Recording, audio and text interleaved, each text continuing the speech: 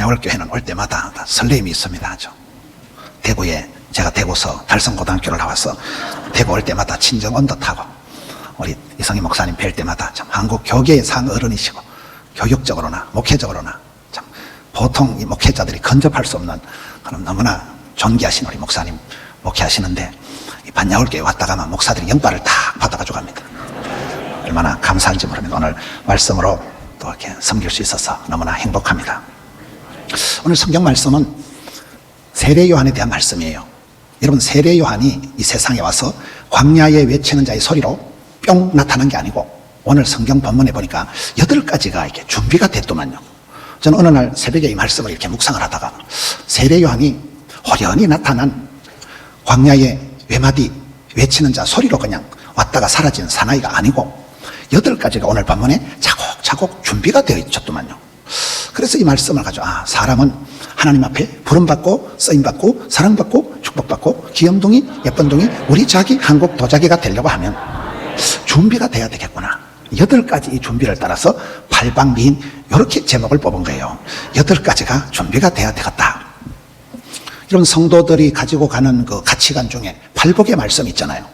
가난에 빠진 것들은 복이 있나니, 질질 짜는 것들은 복이 있나니, 얻어 터진 것들은 복이 있나니. 왜 그렇습니까? 천국이 따놓은 당상이기 때문에 심령에 가난한 자가 복이 있고 애통하는 자가 복이 있고 핍박을 받은 자가 복이 있는 거잖아요. 우리는 그 팔복의 말씀이 8가지 그 팔복의 말씀이 우리의 가치관을 형성하는 거라면, 사도 바울의 고백을 보면 나는 어디 갔다 놔도 오케이가 SK다. 일체의 비결을 배웠다. 가난 안 되나 부한 되나 거식이 안 되나 뭐식이 안 되나 일체의 비결을 배웠다. 저는 어릴 때 경북 시골에서 자랄 때 그 학교 앞에 술집이 하나 있는데 술집 유리창에 보면 안주 1절 이렇게 적어놨더라고요. 안주 1절이 뭘까요? 그 집에 가면 안주를 뭐든지 다 만든다 그 말이겠죠. 성도의 삶은 그렇습니다. 사도 바울이 얘기한 일체의 비결을 배웠다는 것은 우리가 산전수전 우주전 공중전 겪다 보면 삶에 터득이 생겨서 어디 갖다 놨든지 적응력이 있고 감당이 되는 올라운드 플레이어, 멀티 플레이어, 포시즌, 전천후 크리스찬이 되는 게, 팔방미인이 되는 게, 이게 사도 바울이 얘기한 나는 일체의 비결을 배웠다는 고백입니다. 여러분, 우리는 신앙생활을 하면서 나이가 들어가면서 믿음이 자라야 됩니다. 믿음이 자라서 어떤 상황이 올지라도 코로나 전이나 코로나 후나 코로나가 닥치든 IMF가 닥치든 어떤 상황이 와도 감당치 못할 시험은 없다. 시험은 감당하고 환난은 벗어나고 피할 길을 열어주시고 고통의 때를 줄여주신 하나님 앞에서 내가 어떤 상황에 떨어질지라도 팔방미인이 되어서 감당을 할 수 있는 사람이 되어야 되기 때문에 저는 이 사도 바울의 일체의 비결을 배웠다. 마태복음 5장의 팔복의 말씀, 또 여기에 세례 요한이 어쩌다가 덜판에 나타난 외마디 광야의 소리가 아니고 차곡차곡 8가지가 준비가 되어진 사람이다 하는 이 말씀을 보고 저는 좋아하는 그 얘기가 있습니다. 하나님 100%, 사람 100% 그 말을 참 좋아합니다. 여러분, 생로병사, 생사화복, 흥망성쇠를 주관하시는 분은 하나님이십니다. 그러나 여러분이 아무리 하나님이 전지전능하셔도 여러분이 믿음대로, 심은대로, 꿈꾼대로, 소원대로 그만큼만 응답을 받는 거예요. 그래서 저와 여러분이 진인사 대천명이다. 최선을 다해서 찾고 구하고 두드리고 사모하고 사랑할 때 성경 원리가 사랑하는 자를 하나님이 사랑해 주시고 찾는 자를 만나주시고 두드리는 자에게 애받아 열어주시는 거잖아요. 그러니 부흥회를 하고 사모하는 마음을 가지고 은혜의 자리로 나와야 되겠어요? 집에서 자빠져 주무셔야 되겠어요? 애를 써야 되는 거예요. 여러분, 베드로 후서에 보면 신의 성품에 참여하는 사람은 믿음의 덕을, 덕의 지식을, 지식의 절제를, 절제의 인내를, 인내의 경건을, 경건의 형제 우애를, 형제 우애의 사랑을 힘을 쓰라고 하는 거예요. 믿음도 힘을 써야 된다니까요. 그래서 믿음에도 알통이 있고 믿음에도 힘줄이 있고 믿음에도 통뼈가 있다는 사실. 오늘 말씀을 보면서 우리가 얼마나 준비가 되어졌느냐. 하나님은 준비된 만큼 그 사람을 쓰시더라고요. 그래서 오늘 세례 요한이 갖추게 된 8가지 준비가 뭘까요? 13절을 보겠습니다. 천사가 그에게 이르되 사가랴여 무서워하지 말라. 너의 간구함이 들린지라. 이게 무슨 말씀인가 하면, 여러분, 세례 요한이 태어나기 전에 엄마 아빠가, 아버지가 사가랴고 엄마가 엘리사벳인데 이 두 분이 호호 할배 할매두만, 할배가 아기를 놓을 수 있는 가능성이 1도 없는 할배가 기도를 포기를 하지 않고 계속 하나님께 하나님 아를 주세요 계속 기도를 하니까 찬송이 하늘에 사무치고 기도가 주께 상달이 돼가지고 하나님이 오케이 예스 오케이 네 기도가 내게 들렸다. 이게 오늘 13절 말씀이에요. 여러분, 응답받는 기도는 뭘까요? 응답받을 때까지 하는 게 응답받는 기도예요. 여러분, 세례 요한이 어쩌다가 태어난 아이가 아니라는 거예요. 아빠가 엄마가 영적인 분위기, 제사장 집안에서 예배를 드리는 그 집안에서 경건한 분위기 가운데서 엄마 아빠가 포기를 하지 않고 오래오래 길게 끝까지 기도를 하는 가운데 하나님이 아이고 징그럽다 이거 니 언제까지 기도할래? 네 기도가 마일리지가 차곡차곡 쌓여가지고 기도가 죽게 상달이 돼버린 거예요. 이게요. 사도행전 10장 같은 데 보면 고넬료가 많이 구제하더니 항상 기도하더니 기도의 손길이 선한 손길이 쌓여가지고 헌금을 하고 구제를 하고 장학을 하고 선교를 하고 이게 많이 구제한 것이 쌓인다니까요. 마일리지가 쉬지 말고 기도하고 기도를 쉬는 죄를 범치 않고 계속 기도를 하니까 이 기도가 하나님 앞에 아랫물이 윗물이 되듯이 고여서 쌓여서 마침내 응답이 되는 기도의 늦둥이로 태어난 게 세례 요한이더만. 그래서 저는 기도보다 앞서지 말자. 기도 없이 우리가 앞서는 거는 나대는 건 그건 아주 엉뚱한 일이에요. 제가 지난 금요일 날 부산에 여러분 교회처럼 오래된 교회 이렇게 금요 봉회를 갔어요. 지난 금요일 날 그 교회를 제가 만약을 교회도 이렇게 좀 친정처럼 편안한 데지만 그 교회도 편안한 데예요. 그래서 그 교회를 한 10년 만에 간 것 같아요. 그런데 아주 제가 편하게 지냈던 그 장로님 권사님 부부가 계신데 이제 그분들이 굳이 밥을 산다고 이래가지고 그래서 저는 이제 요즘 집회를 잘 가면 밥을 안 먹으려고 그랬는데 자꾸 돼지같이 살이 쪄가지고 할 수 없이 이제 밥을 먹고 나오는데 제가 좀 촉바르게 말을 하기를 아이고 은퇴하신 장로님 얼굴이 총각 같은데 권사님은 박상 늙었네. 그런 말을 하면 안 되는데 그러니까 권사님이 목사님 사실은 제가 목사님 못 뵌 지 10년 사이에 병원에 오래 누워 있었다는 거요. 뭔 말이요? 물어보니까 이 권사님이 중풍을 맞아가지고 뇌출혈이 일어나가지고 권사님이 쓰러져가지고 병원에 누워 계시는데 이 착한 장로님이 부인 권사님이 병원에 누워 있으니까 매일 이제 신방을 가는 거예요. 근데 이 부인 권사님이 혼수 상태가 돼가지고 뭐 아무 의식도 없고 반응이 없는 거예요. 근데 이제 장로님이 권사님 귓구멍에다 대고 찬송을 불러주면 반응을 하신다는 거예요. 다른 데는 꿈쩍을 안 하던 분이 찬송을 들려주면 이 권사님이 반응을 하기 시작하고. 근데 이제 성도들이 장로님 권사님이 자빠져 있으니까 막 병원에 응급실에 가서 기도하고 복도에서 기도하고 교인들이 계속 가서 기도를 하는 사이에 이 권사님이 벌떡 일어나신 거예요. 기적적으로 회복이 되셔가지고 겉으로 뵙기는 말짱해요. 조금 이렇게 얼굴이 박상 늙었을 따름이지. 깜짝 놀란 거예요. 그때 그 장로님 말씀이 그렇더라고요. 목사님 우리 마누라가 찬송 소리를 귓구멍에 들려주면 반응을 하고 우리 마누라가 성도님들이 장로님 가족이 아프니까 그렇게 막 공식적으로 기도하고 합심해서 기도하고 부르짖어 기도하고 병원에 와서 기도하니까 이 중보 기도가 힘이 있다는 거예요. 교회의 기도가 힘이 있다는 거예요. 그래서 권사님이 기적적으로 회복이 돼가지고 그날 저녁을 자시는데 하여튼 돼지같이 잘 먹더라고요. 이야, 기도의 힘이 있는 의인의 간구는 역사하는 힘이 있느니라. 여러분 왜 여러분 역대상 4장에 보면 최초의 왕 이스라엘의 사울왕이 죽은 이유가 나오는데 이유가 네 가지가 있더만요. 사울왕이 범죄해서 죽은 거예요. 사울왕이 범죄한 제목이 뭔지 아세요? 하나님께 묻지도 찾지도 않은 거예요. 하나님께 묻지도 않았다는 건 뭘 안 한 거예요? 기도를 안 한 거예요. 그리고 신접한 여자 어디 뭐 얄궂은 전바치한테 가서 물어싸고 하나님 말씀을 지키지 않은 게 하나님 죽여버려요. 사울왕을 죽여버리고 이스라엘의 노래 잘하는 사람 하나님 앞에 춤을 추고 시를 젓고 하나님 앞에서 지금은 다윗의 때와 같이 예배를 회복한 다윗에게 왕권을 넘겨버렸다니까요. 성경에 있는 얘기를 지금 하고 있는 거예요. 하나님께 묻기도 하고 찾기도 하고 기도하고 예배를 드려야 되겠어요? 집에서 자빠져 주무셔야 되겠어요? 그래서 기도를 쉬는 죄를 짓지 말라는 거예요. 왜? 기도를 쉬는 그 순간에 내가 기도주를 놔버리고 내가 세상 염려 근심에 빠져서 어느 순간 방심을 하고 기도주를 놓는 순간 사탄 마귀가 귀신같이 알고 한 방으로 쏙 들어와. 왜요? 귀신이니까. 기도주를 팽팽하게 당겨야 된다는 거예요. 세례 요한이 어쩌다가 광야에 외치는 자의 소리로 뿅 드러난 게 아니에요. 오늘 말씀하니까 할배 할매가 아버지 엄마가 평생을 기도한 평생을 하나님 앞에 하나님 알을 주세요. 택도 없는 소리. 할배인데도 하나님이 듣다가 네 기도 소리가 내 귀에 들렸다. 드디어 찬송이 하늘에 사무치고 기도가 죽게 상달이. 그래서 오늘 말씀이 그 말씀이에요. 내가 네 기도를 들었다. 오케이 했어. 오케이.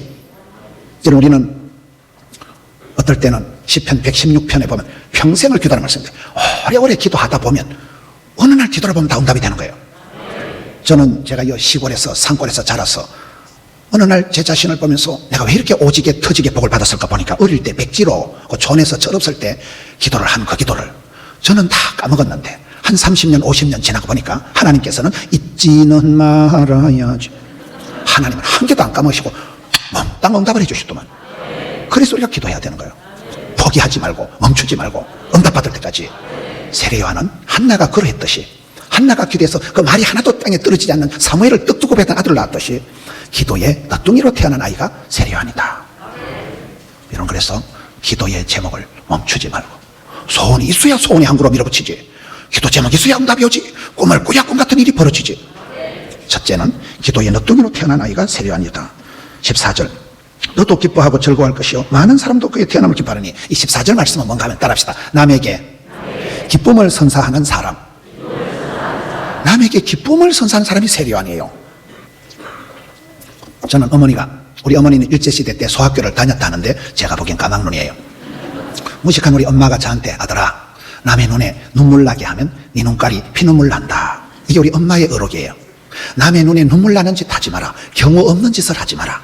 그러면 네 눈깔이 피눈물 난다. 이게 세례요한은 남에게 기쁨을 선사하는 사람이라니까요. 세례요한이 이 말씀을 쭉 읽어보면 엄마 뱃속에, 엘리사벳 뱃속에 있을 때 맞은편에 아기 예수님이, 마리아 뱃속에서 아기 예수님이 오시니까 엄마 뱃속에서 기뻐가지고, 이 기쁨 막 기뻐가지고 엄마 뱃속에서 춤을 춘 아이가 세례요한이요. 나중에 세례요한이 자기를 소개할 때, 나는 주인공은 아닙니다. 잔칫날 주인공 신랑은 아니고 나는 그저 신랑 친구의 그 결혼식에 덜러리의 기쁨이 충만합니다. 야, 주인공의 기쁨이 아니야. 나는 그저 예수님 때문에 덜러리의 기쁨이 충만하다는 거예요. 여러분, 기쁨이 뭔지 아세요? 기가 뿜어져 나오는 게 기쁨. 공짜로 먹는 기가 공기. 성도의 삶의 특징은 기쁨이가 샘솟듯, 은사를 부릴 듯, 청춘이 독수리 날개침같이 너의 발이 사슴의 발같이 높은 곳으로, 새벽의 슬 같은 청년. 이게 성도들의 삶의 특징이에요. 기가 막히면 죽어요. 기쁨이가 샘솟듯 해야 된다니까요. 이런 다윗이 범죄했을 때 시편에 보면, 하나님, 제가 잘못했고요, 구원의 즐거움을 회복시켜 주옵소서. 사람이 죄를 짓고 나면, 실패하고 나면 죄책감, 열등감, 수치감, 쪼다감, 등신감, 패배감, 안 되겠지, 힘들겠지, 어렵겠지, 사람 불리되겠지, 믿음을 생각하지, 그만 찌질해진다니까, 사람이요. 이런 성도는 주기적으로, 정기적으로 찬송을 부르다가 목이 끄끄 메이고, 말씀을 듣다가 남들은 웃는데 나는 눈물이 흐르고, 정기적인 주기적인 가슴에 설레임이, 울림이, 떨림이 있어야 된대. 코로나 때 뭐 대면이고 나발이고 아무것도 안 되니까 울림도 없고 설렘도 없고, 이게 지금 문제라니까. 이게요, 마음에 미동이 없어. 미동이. 이게 보링 알아요? 기계를 보링하듯이 찬송을 부르다가 목이 꺽꺽 메어오고, 말씀을 듣다가 눈물이 줄줄 흐르고, 막 대가리 수지침 맞은 것처럼 찌릿찌릿하고 가슴팍이 쓰나미가 일어나고, 이런 현상이 주기적으로 있어야 된다니까요. 찬송을 불러도 막 송아지 성님 쳐다보듯이 띵하게 앉아가지고, 성경을 봐도 뭐 허영건 종이고 뭐 시커먼 건 글씨야. 이게 지금 문제라니까. 이게 막 감각이 없는 거예요. 막 센스 기능이 작동이 안 된다니까요. 근데 세례요한은 엄마 뱃속에서부터 기뻐가지고, 오예, 항상 나는 주인공도 아니고 예수님을 소개하는 그 덜러리의 기쁨이 충만하다. 이야, 멋있는 사람인가요? 부산에 가면 이삭교회라고 있어요. 왜 이삭교회라고 지었냐고 그러니까, 이삭의 이런 뜻이 웃음이라는 뜻이잖아요. 남에게 웃음을 선사하는 교회가 되도록, 그 교회가 참 좋은 일을 많이 하더라고요. 항상 이렇게 시민들에게, 사람들에게 좋은 일을 하려고 애를 쓰는 교회가 부산에 이삭교회라고 있어요. 통합교단 교회더라고요. 이런 세례요한의 두 번째 특징이 준비된 건, 엄마 뱃속에서부터 모태솔로가 아니고 엄마 뱃속에서부터 기쁨을 주는 사람, 기쁨. 예수님을 인해서 기뻐서 춤을 춘 사람이 세례요한이라는 거예요. 여러분, 눈에는 총기가 반짝거리고, 얼굴에는 화기가 돌고, 몸에는 생기가 발랄하고, 마음에는 용기가 백배하고, 손에는 온기가 따뜻한 사람이 좋은 사람이요. 눈깔이 멍청해가지고 그러면 안 된다니까. 남에게 여러분 기쁨을 주는 사람이에요. 남에게 가슴 아프게 하고 악성 바이러스가 돼가지고 남의 마음을 우울증 재발하게 하는 사람이 되지 말아요. 세례요한은 엄마 뱃속에서부터, 그리고 그게 평생을 예수님을 소개하는 그 기쁨, 예수님을 신랑 잔칫날 때 그저 안내하는 덜러리의 기쁨이 충만했던 사람이니까, 여러분, 우리의 삶 속에 이 코로나 블루가 와서 롱 코비드가 돼가지고 많은 사람들이 우울한 거예요. 무기력증에 빠져 있는 거예요. 되는 것도 없고 안 되는 것도 없는 거예요. 이 무기력증을 여러분, 남에게 기쁨을 주는 사람이 되세요. 웃음을 선사하는 사람이 되세요. 이게 세례요한이 가진 두 번째 준비라는, 항상 오이 기쁨, 기가 뿜어져 나오는 사람. 그렇잖아요. 어떤 사람 만나면 무슨 빨대 꼽힌 것처럼 감정 소모가 심해가지고, 아유, 저 인간 징글징글하다, 저 인간. 어떤 인간 만나고 나면 막 신경이 버쩍 쏘여가지고 빨대 꼽힌 듯이 막 기진이가 맥진이가 탈진이 되는 인간이 있다니까. 어떤 사람은 보면 기분이 좋아. 제가 오늘 또 손자를 보다 왔거든요. 손자 알아요? 제가 TV에 방송을 하는데 그 김병삼 목사님하고 분당 만나교회, 그 다음에 날기새 하는 목사님 이름이 갑자기 생각나요. 김동호 목사님하고 방송을 하는데, 김동호 목사님이 그 CBS 방송을 하는 사이에 김동호 목사님이 암수술을 3개를 했더만요. 세상에. 그분이 32년을 당뇨를 알아가지고, 그래, 당뇨 체크하러 갔더만, 아이고, 목사님, 당뇨가 문제가 아니고, 목사님 폐암입니다. 그래서 폐암 수술을 한 거예요. 폐암 수술 끝나고 조금 있다 전립선 암 수술도 한 거예요. 조금 있다 또 갑상선 암 수술도 한 거예요. 목사님, 저는 3종 세트로다가 갑상선 암, 전립선 암, 상수도 하수도 줄줄 세 그냥. 그래가지고 폐암까지 수술했는데, 이런 암 수술을 3판을 하고 막 기진이가 맥진이 돼가지고 있는데, 먹는 거면 다 토하고 막 그래가지고 성경 말씀에 내 백성을 위로하라, 그 말씀이 성경에 은혜가 무단히 되더라는 거예요. 그래가지고 아이고, 하나님 위로고 나발이고 제가 지금 죽을 지경인데, 아니다, 사명자는 수명자다, 너는 네 백성을 위로해라. 그래가지고 이분이 음식을 먹으면 다 토하면서 엉엉 기어가가지고, 그래가지고 설교를 하는데, 아들이 3명인데 둘째 아들이 그걸 유튜브로 찍어가지고 날기새, 날마다 기막힌 새벽이라고 유튜브에 올리는데 한 10만 명씩 그걸 봅니다. 몰라요? 그 김동호 목사님이 손녀가 있는데, 손녀가 별명이 노랑 비타민이라는 거예요. 손녀가 노란 옷을 좋아한다면, 애기들이 노란 색깔을 좋아하잖아요. 몰라요? 쟤도 손자가 있다니까, 느낌 아니까.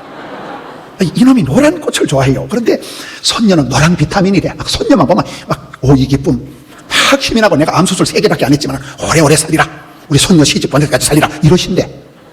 이런 손자 기쁨 알아요? 오면 좋고 그 새끼 가면 더 좋고, 이래도 좋고 저래도 좋고. 세 번째, 15절에 보면, 이는 그가 주 앞에 큰 자가 되며. 이런, 우리가 살아가면서 남들의 평판에 울고 불고 할 일이 아니에요. 남들이 칭찬한다고 내가 뭐 좋은 사람 아니고, 남들이 욕한다고 옛날에 속된 말로 창피해가 뱉다고 들어오냐, 그런 거 아니에요. 사람 말에 울고 불고 하지 말아요. 하나님 보실 때, 하나님이 가라사대 하나님 앞에서 큰 자가 세례요한이라는 거예요. 주 앞에 큰 자가 15절 말씀이거든요. 주 앞에 큰 자. 여러분, 부산이 낳은 인물 중에 하형록 박사라고 있어요. 여러분 들어보셨어요? 이 교회 다녀가셨는가요? 하형록 박사가 부산이 낳은 유명한 사람이에요. 이분이 미국 가가지고 건설 회사를 만들었는데, 미국의 대학생들이 입사하고 싶은 회사 베스트 10에 들어가는 큰 기업을 일궈서 회장님이 되시고, 공부를 많이 해서 박사님이 되셨고, 늦게 또 목회를 하셔서 목사님이 되셨어요. 이분이 왜 그렇게 복을 받았는가? 2가지 이유가 있다고 해요, 사람들이. 첫째는 아버지가 하병국 목사님이신데, 아버지가 부산의 영호동이라고 그 나환자촌에서 오랫동안 참 선한 사역을 많이 하신 분이에요.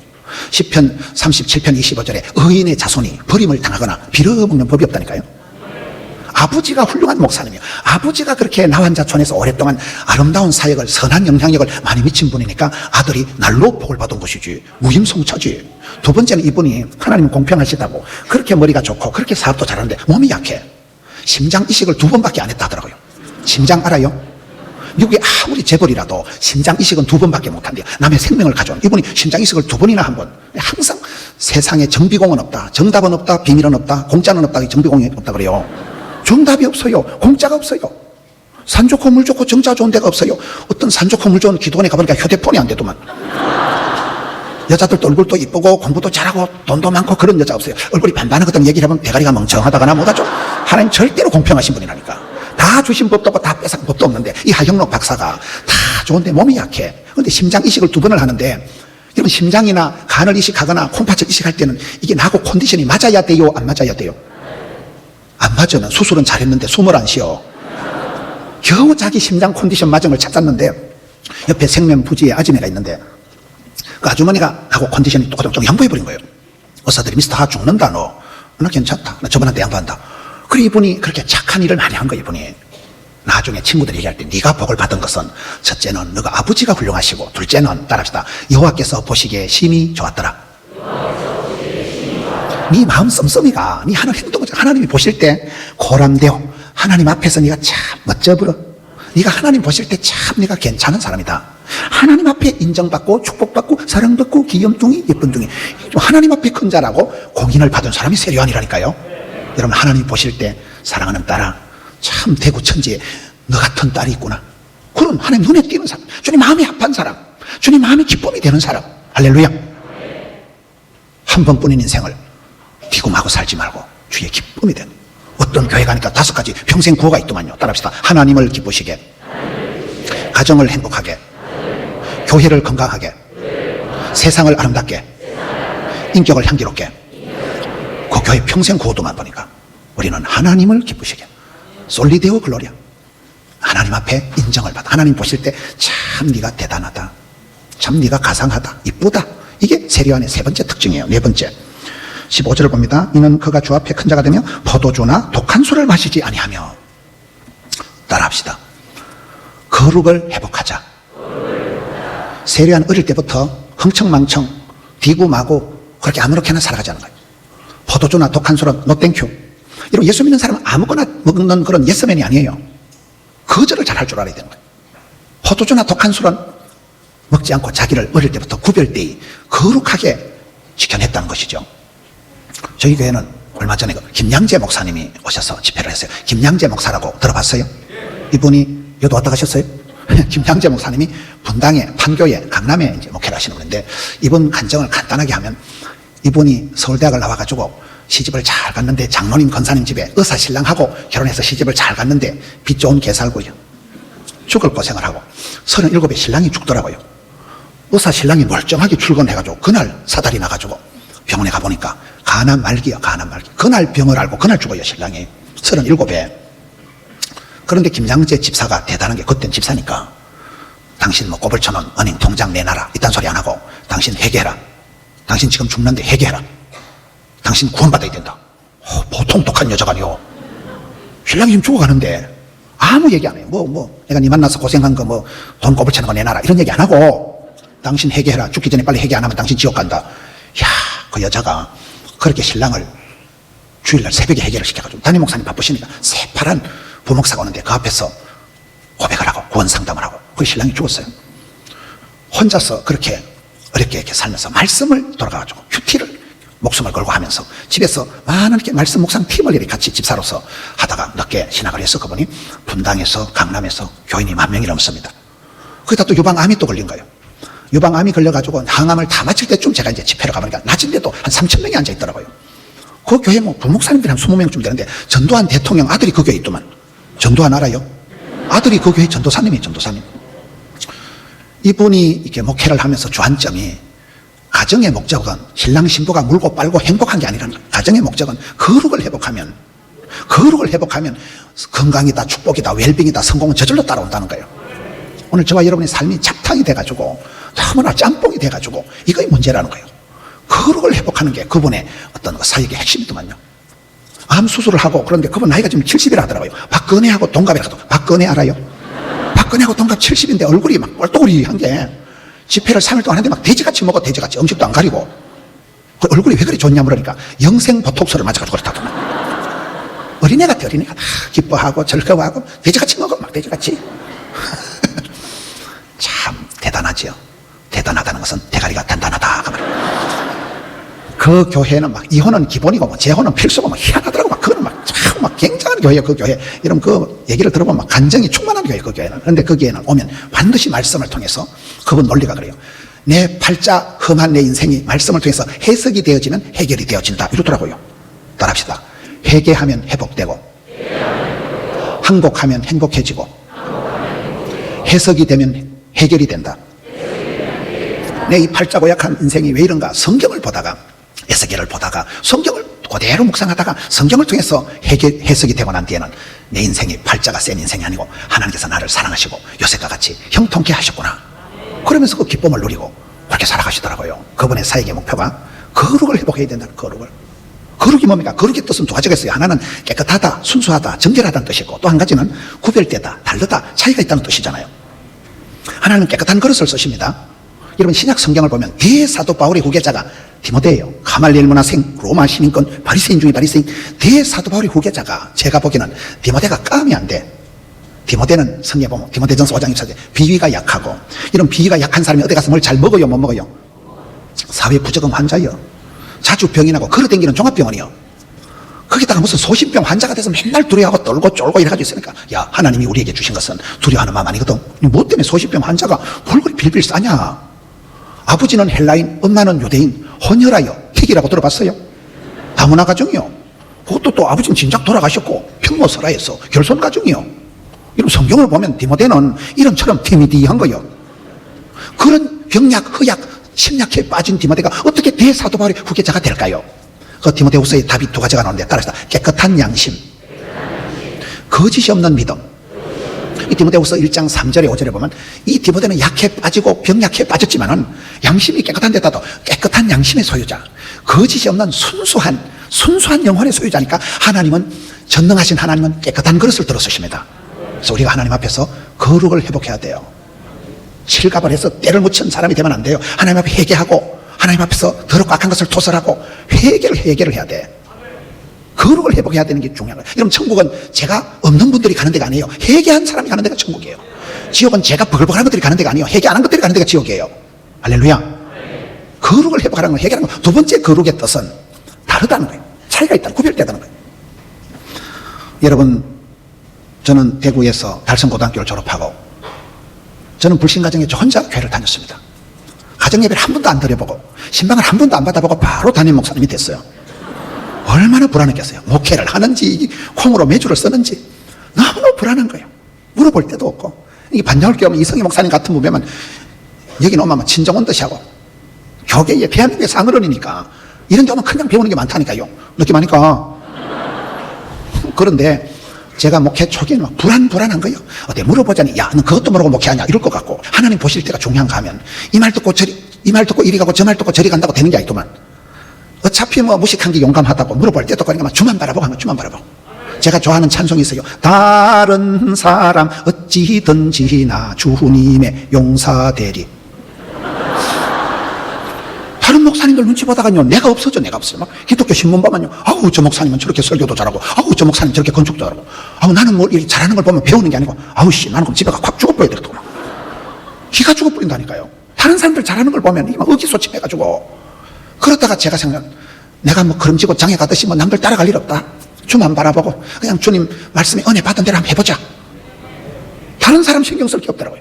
주만 바라보고 하다 보니까 오늘 포도원계가 만들어지고, 대두만 그게 뭐요? 주님 보실 때 조금 달라야 돼. 저희 아파트에 제가 이렇게 아침에 내려올 때는 양복 입고 내꼬다리 메고 나오는 건 저밖에 없어. 다른 남자들은 뭐 저런 골프채를 끌고 내려오고 뭐 등산복을 입고 내려오더라고. 그럼 그분들이 저를 볼 때마다, 아이고 저 아저씨는 맨날 모가짐을 묶어가지고, 아이고 일요일마다 맨날 예배당에 갇혀가지고 저게, 아이고 막 주의 말씀은 진리가 아니고 질린다 저거. 제가 뭐 맨날 저래, 아이고 저기 뭐 시원한 막걸리를 한 사발 할 줄 아나, 저기 뭐 호캉스를 갈 줄 아나, 등산을 갈 줄 아나.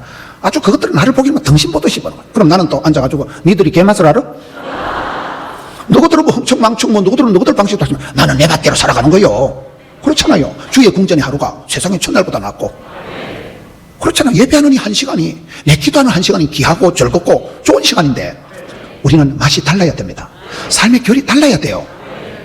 노래방에 가면 막 노래가 막 100점이 나오고, 술집에 가면 뭐 5대양 6대조 가면 술집에서 만난 김양, 이양, 박양, 최양, 6대조는 소주, 맥주, 동동주, 탁주, 그거 아닙니다. 그거 노래방에 가면 막 고요한 밤 이런 거나 불러 쌓고, 저건 무식해가지고 대화도 안 통하고 세상 물정도 모르고, 그게 정상이에요. 그게 정상.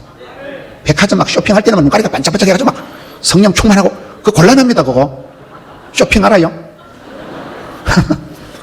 여러분, 우리는 어떨 때는 멋대가리도 없고 막 좀 뭔 맛으로 살아가냐. 그게 진국이에요. 그게 진국이에요. 여러분, 예수 믿으면서 좀 왕따 당하는 것 같고 외톨이 같고 좀 광신도 같은 걸 조금 더 두려워할 필요가 없는 거예요. 그것들은 썩을 것들이요. 우리 영생복락을 누릴 존재들이라니까요. 썩을 것들하고 같이 비교하면서 도토리 키재기 하듯이 50보 100보 주제에 네 똥이 골라 내 똥이 골라 그러지 말라니까. 얼마나 우리가 비교하면서 비참해지고. 제가 건자에 만난 사람 중에 대단한 사람이 부산에 53사단이라고 있는데 사단장이에요. 투스타 박한기 집사예요. 부인은 이충희 건사예요. 그분이 그 CTS, CBS를 자꾸 보고 저보고 부대에 왔어. 집회를 하면 해달라더라고. 군인들한테 잘 못하겠다니까. 텔레비 하는 거 그대로고 하나님만 빼고 하면 된다는 거야. 그래가지고 부대에 가서 한번 하고 났더만, 오늘 주일날 저희 교회에 앉아있고서, 아이고 박 집사님 웬일이야? 그러니까 전출이 발령이 났다는 거예요. 발령이 나서 가기 전에 영험이 센 목사님 내 대가리 안수기도 한번 해달라 이래가지고, 뭐 돈 드는 것도 아니고 안수기도 한번 하고 갔어요. 몇 달 있다 전화가 왔어. 목사님이 기도해 주셔서 별을 3개를 달았다는데 난 기도 안 하고 까먹었거든요. 또 와달라 해가지고 이번에 8분 단장이 돼가지고, 그때 강원도 삼척 연합집회를 하다 목사님들 10대 명 하고 이렇게 갔더니만 목사님들하고 유병선 나가고 저만 데리고 막 산중으로 가더라고. 그 장군, 사령관, 관사가 산중에 있더만 안방으로 저를 데리고 가는데, 목사님 제 사랑하는 딸내미도 한데, 딸이 그때가 32살 된 그 따님이 한 분 있는데, 그 딸 둘 중에 하나가 뭐 다운 정후군이라고, 죄송한 얘기지만은 딸이 이렇게 장애인이더라고요. 목사님 제 사랑하는 딸인데 기도해 달라는 거예요. 여러분, 다운종옥은 32살짜리 딸이 뭐 수능고사 패스하라고 기도를 해야 되겠어요. 시집 빨리 가라고 기도를 해야 되겠어요. 난감하지만 하여튼 기도를 해드리고, 결과적으로 그분은 학군 출신이에요. 육사 출신도 아니고. 그분이 별을 4개를 따는 거예요. 자기는 그냥 전역하려고 만반의 준비를 하고 있는데 이상하니 성성장구를 하는데, 그분이 그 해에 별을 4개를 따고 여기 동촌에 2군 사령관으로 와 있다가 합참의장이 돼가지고 작년까지 대한민국 최고 높은 군인 합참의장으로 있었어요. 그분이 그렇게 성성장구한 배경이 몇 가지가 있는데 제가 봤을 때 3가지로, 하나는 은혜의 자리, 예배의 자리, 축복의 자리를, 기도의 자리를 대가리를 들이대. 그분이 저한테 기도받을 이유가 없어요. 그런데도 그 예배의 자리를 사모하고 은혜의 자리에, 축복의 자리에 대가리를 들이댄다니까. 그게 목회자가 볼 때 이뻐요. 두 번째는 장애인 딸내미를 그렇게 사랑하는 아빠를 처음 봤어요. 목사님, 우리 딸이 성경 적어보세요. 걔가 다운 정호군인데 성경을 적은 게 아니고 거의 성경을 그린 게 성경 이만큼이요. 목사님, 제가 제일 사랑하는 딸이요. 집에 안 들어가면 제가 알기뭐요. 근데 그렇게 장애인 딸을 사랑하는 그 아빠의 그 마음이, 이런 장군이 승진을 하면 고가평가를 할 때 무대에 소문이 나요. 우리 사령관님은, 우리 대장님은 저렇게 장애인 딸을 사랑하는 그런 마음으로 군대에서 아버지 학교를 하고, 군대가 거의 분위기가 뭐 교회 같더라고 보니까요. 성경에 있는 그대로 경천에 하나님을 경외하고 자기 딸을 사랑하고 병사들을 사랑하니까 이분이 이상하게 성성장구를 하는데, 3번째 그분이 복을 받은 이유는 부대의 구호가 재밌어요. 따라합시다. 비비불불하지 말고 용감 미인 대칭하라. 비교하지 마라, 비판하지 마라, 불평하지 마라, 불만하지 마라. 용서하고 감사하고, 이게 중요합니다. 용서하고 감사하고 용감이요. 미인 대칭하라. 무슨 군 부대의 구호가 교회 뭐 수련회 구호같이 적어놨더라고요. 그걸 제가 한 장을 달라 해가지고 우리 교회 와서 얘기를 했더니 우리 교회 사업하는 집사님이, 아이고 목사님 그거 우리 공장에 비료바지 하나 갖다 붙여놓게 달라 하더라고요. 그분이 구호가 삶의 그런 라이프 스타일이 그러니까, 제가 건자에 만난 집사님 중에 가장 복을 받은, 가장 쓰임받은, 할렐루야. 여러분, 여기에 거룩을 얘기하다 많이 빠졌습니다. 거룩의 뜻은 뭐라고요? 다른 사람. 참 요즘 복이 드물다. 요즘 세상에 저런 사람이 있을까? 주님 눈에 확 뜨일 만큼 구별된 사람이, 그게 이런 진리를 따라가는 사람이에요. 남들 보기에 왕따고 외톨이고 광신도 같은 걸 조금 더 두려워하지 마세요. 얼마나 우리가 남의 눈치 보면서, 세상 사람들 눈치 보면서 또라이 소리 안 들으려고, 광신도 소리 안 들으려고 적당하게, 그렇게 하지 마세요. 칼날을 선명하게 하세요. 다니엘과 같이 선명한 뜻을 정하고 요셉이와 같이 생생한 꿈을 꾸고, 우리는 구별된 사람, 흥청망청 디고마고 아무거나 먹고 아무데나 가는 사람이 아니에요. 세련 어릴 때부터 노 땡큐, 나는 그런 거 안 먹습니다. 이게 구별되게 자랐다는 거예요. 15절 끝을 봅니다. 모태로부터 성령의 충만함을 받아. 따라합시다. 모태로부터 성령 충만을 받았다. 세례요한이 어쩌다가 광야에 외치는 자의 소리가 뿅 나타나는 게 아니라니까. 엄마 뱃속에서부터 성령 충만, 은혜 충만, 진리 충만. 야, 제가 이 말씀 보고 많이, 제가 새벽에 이 말씀을 묵상하다가, 야, 세례요한이 굉장하구나. 여러분, 성경을 자세히 보면 사도행전은 성령행전이다 이러잖아요. 사도행전 1장 8절에 오직 성령이 임하시면 권세와 능력을 받고 예루살렘과 온유대와 사마리아와 경계선 장애를 극복한대요. 경계선 장애를 넘어선다니까요. 한계를 뛰어넘는다니까요. 성령이 임하시면. 사도행전 2장에 오순절에 성령이 임하고 난 뒤에 베드로가 누굽니까? 겁쟁이, 도망자, 실패자, 허물 많은 베드로. 그 찌질한 베드로가 성령 충만 받고 난 뒤에 설교 한판 하니까 3,000명이 회개하고 우리가 웃자고 세례받고 예수 믿잖아요. 그때 예루살렘 시민이 몽땅 다 싸잡아서 2만 명쯤 됐다 그래요. 2만 명 중에 3,000명이 하룻밤에 회개했다니까요. 누가 베드로를 무식하다 그래요? 비록 베드로가 갈릴리 수산고등학교도 나온 적은 없지만 성령의 감동을 받고 난 뒤에 그냥 설교할 때 뒤집어지는 역사가 일어나는 거잖아요. 사도행전 3장 1절에 제9시 기도 시간에, 여러분 겟세마네 동산에 1시간도 기도 못하고 자빠져 자던 베드로가 성령 충만 받고 난 뒤에 따박따박 시간 정해놓고 규모 있게 반듯하게 아주 체계적으로 제9시 기도 시간에 성전에 들어가면서 내게 은과 금은 없지만 예수 이름으로 명하노니 존말할 때 일어나라. 안전뱅이를 일으키고, 안전뱅이 일으키는 난 사건, 그 사도행전 3장 4장 2장을 온통 안전뱅이 일으킨 사건 때문에 막 교회가 시끄러워지는 거예요. 유대 지도자들이 사도들을 잡아 족치고 베드로를 감옥에 갇히고, 그 사달이 나더만요. 근데 그 끝에 가서, 4장 끝에 가서 보면 바나바가 뽕 나타나더. 바나바라고 알아요? 구브로의 바나바, 다소의 사울. 바나바가 누구냐? 최초의 선교사가 바나바예요. 가장 성경적인 선교하는 안디옥교회 최초의 담임 목사님이 바나바예요. 그 여동생 마가의 조카 마가의 어머니 마리아가 여동생이잖아요.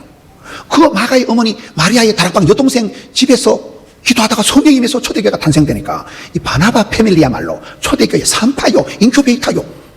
어마무시한 그 바나바가 다소에 가서 사울이라는 깡패 같은 이상한 전도사를 하나 데리고 왔는데 막 어이씨 뭐 저런 게 다 교회를 다니노. 사람들이 다 겁을 냈잖아요. 사울을 몰라요? 해방자요, 핍박자요, 악질적인 사울을. 그 깡패 같은 사울을 스카우트에다가 전도사로 키웠던 사람이 바나바요. 초대교회 바나바를 뺄 수 없는, 여러분 초대교회 사도행전을 보면 성령의 바람이 불어오면, 에스겔 골짜기에 생기의 바람이 불어오면, 은혜의 물결이 쳐오면 새벽에서 어떤 사람들이 뿅뿅뿅 나타나는 거예요. 바나바가 나타나고 서대반 집사가 나타나고 여러분 사울이 나타나고 사도행 10장에 고넬료가 나타나면서 유대인이면 같이 있던 복음이 5대양 6제도로 물고가 터지듯이 팍 퍼져나가는 게. 그래서 여러분 그 바나바를 설명하는 사도행전 11장에 가서 보면 성령과 믿음이 충만한 사람, 착하고 성령과 믿음이 충만한 사람이 바나바더만. 애굽의 바로 왕이 요셉을 설명할 때 창세기 41장 38절에 보면 내가 하나님의 영에 이렇게 감동 먹은 사람을 본 적이 없다. 요셉이가 어쩌다가 그런 멋진 삶을 살아가는 게 성령의 충만함을 받기 때문에, 하나님의 성령의 감화 감동을 받은 사람이기 때문에 그렇게 구약 성경에 가장 예수님을 닮은 멋진 인생을 살아가는 거잖아요. 힘으로 능으로 깡으로 돈으로 안 되고 주의 신으로 되는 거잖아요. 성령의 충만함 없이 사역하는 게 저주라는 거예요. 성령의 충만함 없이 사역이 안 됩니다. 힘으로 능으로 깡으로 돈으로 안 됩니다. 오직 성령의 충만함을 받으라. 성령을 근심되이 하지 마라. 성령을 해방하지 마라. 성령을 소멸하지 마라. 이러면 한국 사람이 제일 좋아하는 성경이 항상 기뻐하라, 쉬지 말고 기도하라. 그 말씀 바로 뒤에 나오는 19절이 성령을 소멸치 말라. 저는 그 말씀이 거기에 붙어있는 걸 62년 만에 처음 알았어요. 성령을 소멸하고는 주의 일을 할 수가 없습니다. 기뻐 바쁘 예뻐가 아니 되옵니다. 그래서 여러분 세례요한은 어쩌다가 멋진 삶을 살아간 사람이 아니에요. 엄마 뱃속에서부터 성령 충만 받았다니까요. 여러분 인생은 마음은 비우는 게 아니에요. 채우는 거예요. 성령이여 임하사 충만하게 하소서. 헛된 마음 버리고, 쓸데없는 마음, 헛된 마음 이런 건 얼른 회개하고, 성령 충만, 성령 이빠이, 성령 만땅. 성령 충만은 중국말이고 성령 이빠이, 성령 만땅은 일본말이에요. 할렐루야. 여러분 누가복음 11장 13절에 구하는 자에게 좋은 것을 성령을 주시지 않겠느냐. 초대교회가 어떻습니까? 성령 충만 받기보다 먼저 해야 되는 게 오로지 기도에 힘쓰는 거예요. 기도에 힘쓰는 것보다 먼저 해야 되는 게 마음을 더불어 같이 하는 거예요. 마음을 같이 하는 것보다 먼저 해야 되는 게 모이기를 힘써야 되는 거예요. 부흥회 때 모여야 되겠어요? 자빠져 주무셔야 되겠어요? 오늘 안 온 것들은 전화하세요. 내일 정경동 목사님 오는데 안 오면 죽여버린다 그러세요. 우리 경동 형님 오는 날 안 오면 죽여버린다. 자빠져 잔다고 해결이 되는 게 아니라니까. 코로나 질이 나가지고 막 영상이라는 게 원래 영상을 잘하는 것들이 영성이 없다 이런 말이 있어요. 영상을 좋아하는 것들은, 컴퓨터를 좋아하는 것들은, 자료를 좋아하는 것들은 기도를 안 하는 것들이요. 영상을 좋아하는 것들 치고 영성이 있는 것을 본 적이 없어요. 말길 잘 못 알아들으시네. 꾸역꾸역 예배당에 와서 불편한 자리에 앉아서 오금이 저리게 앉아가지고 주의 얼굴을 대면하고 부르짖어 기도하고, 그때 은혜가 임하는 것이지. 그때 성령 역사하시는 것이지. 오늘 성도들이 편리주의, 실용주의, 합리주의, 쾌락주의 물이 들어가지고 어떻게든지 편안하게만 조금만 힘든 걸 견디지를 못해. 맨날 잡아져 자고 어디 좋은 데 없나 이래가지고 맛집을 찾아다니고 호캉스를 찾아다니고 완전 맛이 갔다니까 지금 영빨이. 큰일 났다니까요. 여러분 우리가 왜 이렇게 복을 받았어? 우리 아버지 어머니 세대는 찢어지게 가난하게 살아가면서 교회 보면 울고, 그때 뭐가 있었어요? 뭐 영상이 있었어요? 뭐 자부동이 뭐 의자가 쿠션이 있었어요? 뭐가 있었어요? 막 무릎을 꿇고 앉아가지고 설교는 얼마나 길고 뭐 저처럼 이렇게 뭐 재밌게 하는가 옛날에만. 저는 시골의 산골짜기에 할머니 전도사님 계셨는데, 할머니 전도사님은 고등국민학교를 나왔다는데 내가 보기에는 국민학교도 안 나오신 것 같아요. 당회장 목사님은 대구에서 1년에 연말에 한 번 딱 왔다 성례식하러 가시고, 할머니 전도사님 뭐 성경을 창세기를 본문으로 하나 요한계시록 하나 본문하고 상관없이 내용은 똑같은 거예요. 맨날 찐살판 얘기하고 그 설교를 1시간씩 듣고 앉아가지고 맨날 혼나고 맨날 꾸지람 듣고 막 주일 성수하라 이러고 막 얼마나 그 덕분에 이만큼 사람 무시하고 다니는 거예요. 그 덕분에 그 어른들한테 맨날 혼나고 맨날 주일날 얻어 터지고 그러면서 이 신앙이 항상 하나님 중심, 성경 중심, 교회 중심 반듯하다니까. 얼마나 감사해요. 여러분들 자녀들 사랑한다면서 피곤하지? 힘들지? 자빠져자라 자빠져자 편안하게 자빠져자라. 온실한 하초를 키워놔가지고 세상에 던져놓으면 결혼시키놓으면 이혼하고 취직시키놓으면 사표 던져버리고 엉망진창. 엄마 아빠가 너무 포시락게 키워서 그렇다니까요. 복음 가게 좁은 길 가라. 좀 말할 때 예배 안 들으면 지기핀 내려가지고 막. 설교가 잘 나가다 좀 이상하게 빠져가지고. 성령 충만함 없이 사역이 안 된다는 거예요. 안 된다는 거예요. 그렇잖아요. 성경 보면 성령이 교회들에게 하시는 말씀을 귀 있는 자는 들을지어다. 성령 충만함 없이는 불가능하기 때문에 이런 구하는 자에게 좋은 것을 성령을 주시기 때문에 주님 앞에 우리가 사모해야 됩니다. 부르짖어야 됩니다. 성령 충만, 성령 이빠이, 쌀떡에서 인심이 난다고. 성령 충만한 사람은 성령 9열매가 사랑과 희락과 화평과 사랑을 하면은 어찌 될까요? 예쁘지지? 나는 성령 충만한 사람 감기도 안 걸린다고 봐. 성령 충만, 기쁠 희자 절골 낙자. 그런데 무슨 감기 걸리겠어요? 가슴이 불렁불렁하다니까요. 치매가 안 와요, 그런 사람은요. 성령 충만이 답이라니까. 성령 충만이. 성령을 해방하지 마라. 성령을 제한하지 마라. 성령을 근육되게 하지 마라. 이제 마무리를 해갑시다. 16절. 이스라엘 자손을 주곧 그들의 하나님께로 많이 돌아오게 하셨습니다. 따라합시다. 회개의 복음을 선포했다. 세례요한은 천국이 가까웠다. 예수님 곧 오신다. 얼른 회개해라. 회개의 복음을 선포하면서 많은 이스라엘 백성들을 주님께 돌아오게 한 사람이에요. 전도를 많이 한 사람이에요. 우리가 살아갈 때 별칭이 몇 가지 있습니다. 구도자, 진리를 구하는 사람, 예배자, 하나님 앞에 예배 드리는 사람, 그 다음에 전도자. 우리는 때를 얻든지 못 얻든지 복음 전하는 사람이 돼야 됩니다.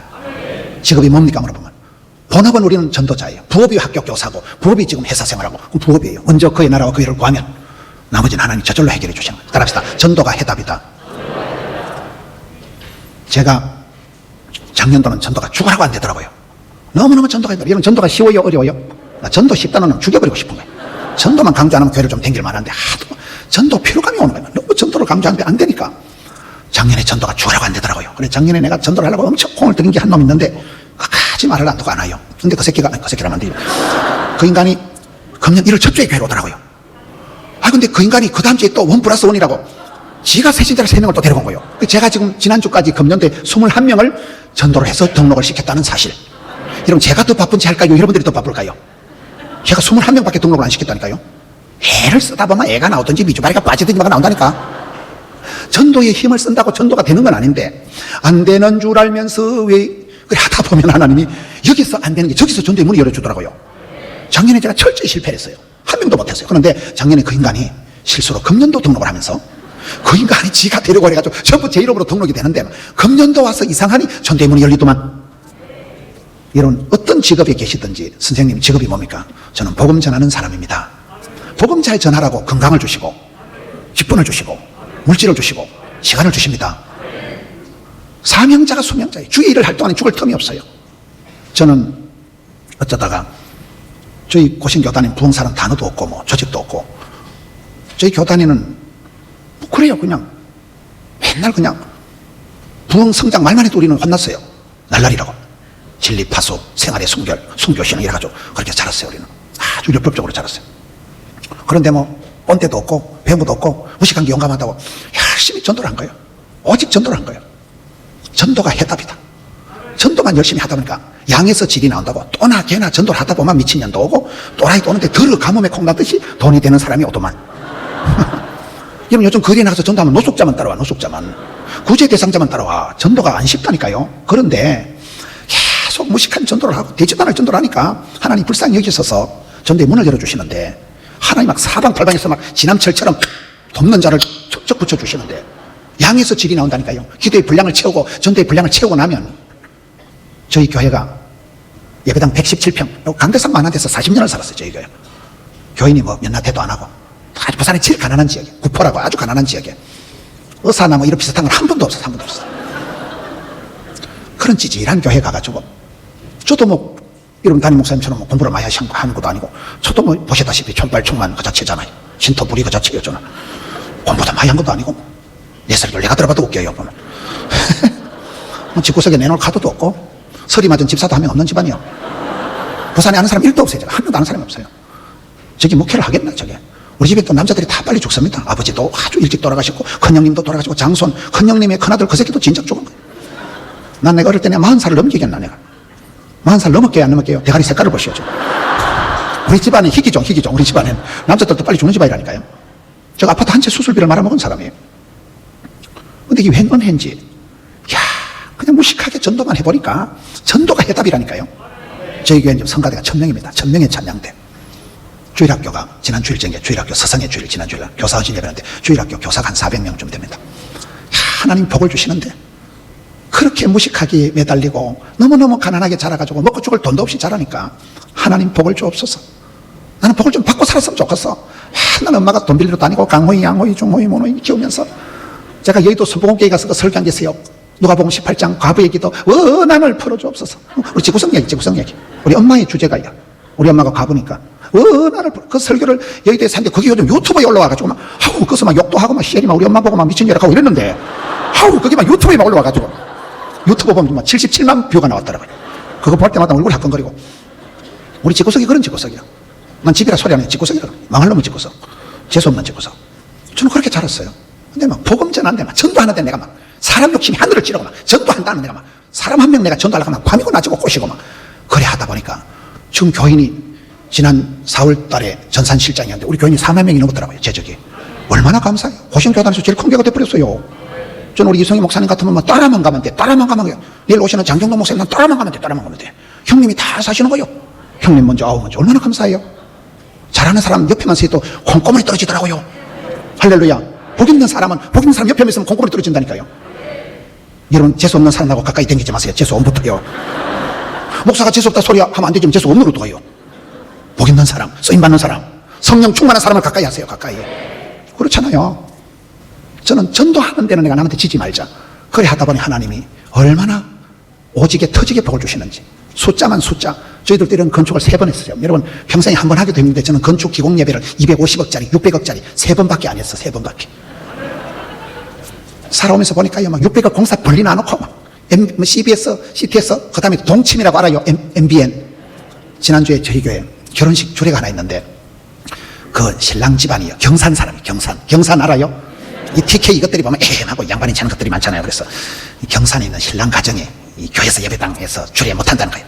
예배당에서 예배 못 드린다는 거예요. 결혼식 하는데 그 집안 전부 다 신령과 진정으로 불신이 돈독한 가정이에요. 그래가지고 뭐 예배당에서 결혼식 못한다고 막 지랄을 하고 이래가지고 야외 아주 유명한 비싼 가든에서 야외 이제 파티를 야외 웨딩을 하더라고요. 그래 뭐 억지로 제가 이제 주례를 할 수 없이 이제 우리 교회 권사님 장립 집사님 가정에 이제 주례를 갔는데 신랑 아버지가 김문호 목사님 그 MBN 동침이 나오는 유명한 텔레비에 나오는 목사님 이러면서 이분이 가로놓게 감동을 받아가지고 아이고 텔레비 MBN 동침이 나오는 목사님이 주례한다 이래가지고 홍삼 세트를 이만큼 50만 원짜리 들고 왔더라고요. 홍삼 세트를 얘기하려고 하는 게 아니고 그 동침이 그 쓸데없는 방송이 할 때는 그 신랑 아버지가 은혜를 받더만 그게 참 별거리 반쪽이요. 전도만 했더니만 교회 안에 인사 문제, 재정 문제 다 해결된 거예요. 양에서 질이 나온다니까요. 이야, 참 하나님께서 그런 가난한 사람, 어려운 사람들 한 명 한 명 전도를 하다 보니까 뒷걸모가 태산이 되고 십시가 일반이고 개미가 군단이 돼가지고 지금은 교회의 재정 문제, 인사 문제, 성가대 문제, 죄학교 교사 문제 다 해결돼 버리는 거예요. 할렐루야. 바쁠 때 진도가 팍팍 나가고 힘들 때 힘줄이 불끈 생기고 스트레스가 양념이고 가난이 교사고 시장이 반찬이고 우는 아이 젖주고 스트레스가 양념이고 피곤이 능력이고 부담이 축복이고 밤에 잠을 못 자고 막 부담이 충만했지만 그 스트레스 때문에 평평하게 살아가다 보니까 뒤돌아보면 만 가지가 은혜. 여러분 하나님 앞에서 살아갈 때 바쁘다 힘들다 죽겠다 그딴 소리 하지 마세요. 꾸역꾸역 예배당에서 앉아있는 게 나겠어요? 요양병원에 편안하게 잡아져 누이는 게 나겠어요? 요양병원에 가서 누워 있으려고 꿈도 꾸지 마세요. 내 발로 그래서 예배당 올 때가 좋을 때예요. 부흥에 오라 할 때가 좋을 때예요. 요양병원에 잡아져 누워 있으면 오라 소리 안 합니다. 그때는. 저는 그래서 바쁘다 힘들다 피곤하다 죽겠다 그런 소리 안 합니다. 바쁠 때 진도가 팍팍 나간다니까요. 힘들 때 힘줄이 불끈 생긴다니까요. 스트레스를 엔조이하면서 상당한 부담감을 느끼면서 스트레스가 양념이고 콤플렉스가 스타렉스다 이렇게 살아가면 되는 거예요. 전도할 때 그런 엄청난 부담감을 느끼고 되지도 않을 전도를 하고 무리해서라도 하다 보면 하나님이 성령으로 근세와 능력을 주시더라고요. 복음과 함께 고난을 받을 때 하나님 능력이 나타나는 것이 자빠져 잘 때 능력이 나타나지 않아요. 세례요한은 회개의 복음을 선포하면서 빨리 회개해라 천국이 가까웠다 이러면서 많은 사람을 주님께 돌아오게 한 사람이라니까요. 그 다음에 17절에 엘리야의 10년간 능력으로 엘리야의 특징은 열왕기상 17장 30절에 보면 따라서 무너진 제단을 수축하고 엘리야는 이거 문제입니다 이런 사람이 아니에요. 문제를 확인 사살한 사람이 아니에요. 무너진 제단에 2단 3단들이 나타나서 엉망진창 만들어놓은 발가세라 거짓 선자들이 개판을 만들어놓은 그 빵군한 제단을 땜방을 하고 깨끗하게 수리 정돈하고 그 자리에 엎드려서 기도하다 불로응답받은 사람이 엘리야잖아요. 문제를 문제 삼지 마라. 문제를 문제 삼아 문제거리만 되지 마라. 문제가 있기 때문에 겸손하고 그것 때문에 부르짖어 기도하다가 기도하는 사람에게는 문제거리가 간증거리가 되고 썸물이 다물이 되고 애물단지가 보물단지가 되는 것입니다. 엘리야는 그런 사람이에요. 문제가 있는 곳에 무너진 제단에 빵구를 떼우고 여러분 어려움이 있을 때 대안을 제시하고 그 자리에 엎드려서 기도하는 여러분 되시길 바랍니다. 이게 엘리야의 스타일, 세례요한의 스타일이라는 거예요. 마지막으로 끝으로 진짜 마지막으로 17절 끝에 주를 위하여 세운 백성을 준비하리라. 여러분 세례요한의 특징은 주의 길을 준비한 사람이잖아요. 따라합시다. 준비가 되지 않은 사람은 쉴 데가 없다. 여러분 우리가 살아가면서 어떨 때는 죽지 못해서 알바를 하고 보따리 싸들고 이사를 가고 별난 경험들을 하지만 세월이 지나가면 하나님은 합력해서 선을 이루신다고 그 모진 세월, 쪽팔리는 시절, 가난한 시절, 서러운 시절, 그런 경험마저도 다 간증거리가 되고, 이런 제가 뭐 집안 얘기나 이런 걸 웃으면서 하잖아요. 왜? 느낌하니까. 지금은 그게 간증거리가 되는 거예요.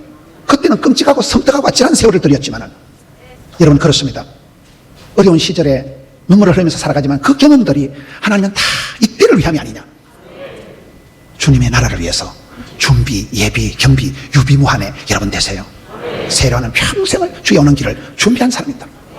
저는 이 말씀 지나가는 새벽에 보면서도 세례요한은 8가지가 세팅이 된 사람이구나. 발방미인이구나. 일체의 비결을 갖춰서 주님 부르실 때 언제라도 주님 제가 여기 사오니 자를 보내소서 그러지 말고 주님 제가 한번 해보겠습니다. 성령으로 충만케 하옵소서. 이 마지막 시대에 아름답게 부름받고 쓰임받고 사랑받고 축복받는 세례요한과 같이 한 시대에 멋지게 쓰임받는 여자가 낳은 중에 가장 큰 자 여러분 되시기를